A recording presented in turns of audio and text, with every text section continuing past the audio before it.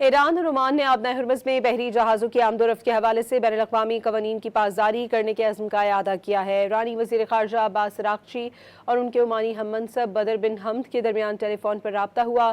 دونوں رہنماؤں نے خطے کی صورتحال اور بحری سیکیورٹی پر تبادلہ خیال کیا۔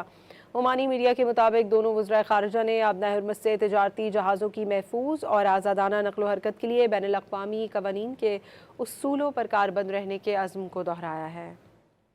ایران اور عمان نے آبنۂ ہرمز میں بحری جہازوں کی آمد و رفت کے حوالے سے بین الاقوامی قوانین کی پاسداری کرنے کے عزم کا اعادہ کیا ہے۔ ایرانی وزیر خارجہ عباس اراغچی اور ان کے عمانی ہم منصب بدر بن حمد کے درمیان ٹیلی فون پر رابطہ ہوا۔